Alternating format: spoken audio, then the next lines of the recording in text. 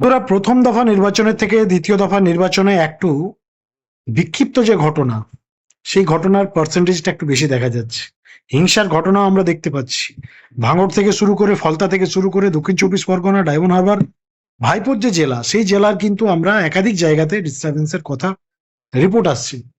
কিন্তু এরই মধ্যে যেটা সব থেকে ইম্পর্টেন্ট, মানুষের ভোটদানের হার প্রথম ফেজে আমরা যেটা দেখেছিলাম, দ্বিতীয় ফেজে কিন্তু একটু কম দেখা যাচ্ছে, যদিও এখনো সময় বাকি রয়েছে।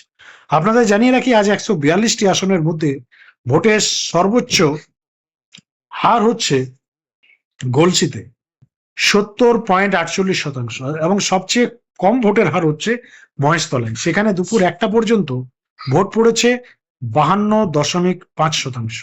আর ভাঙড়ে ভোটের হার 54.13%। আর ভবানীপুরে দুপুর 1টা পর্যন্ত ভোটের হার হচ্ছে 58.53%, যদিও সন্ধ্যে 6টা পর্যন্ত ভোটের সময় রয়েছে। আপনাদের জানিয়ে রাখি, দুপুর 1টা পর্যন্ত দ্বিতীয় দফায় রাজ্যে ভোটের হার 61.11%।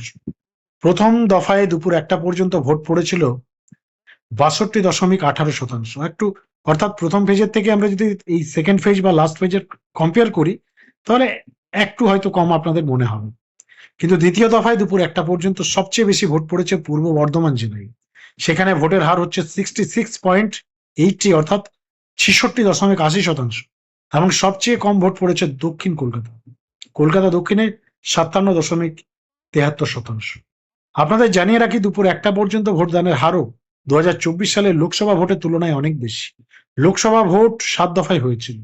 দুপুর 1টা পর্যন্ত ভোট পড়েছিল 45 থেকে 55%-এর মধ্যে। ওই সময় লোকসভা নির্বাচনে ভোটদানের সর্বোচ্চ হার ছিল ষষ্ঠ দফায় 54.8%, এবং সবচেয়ে কম ভোট পড়েছিল সপ্তম দফায়, সেখানে দুপুর 1টা পর্যন্ত ভোট পড়েছিল 45.1%। আপনাদের জানিয়ে রাখি, এখনো সন্ধ্যে 6টা পর্যন্ত সময়সীমা রয়েছে।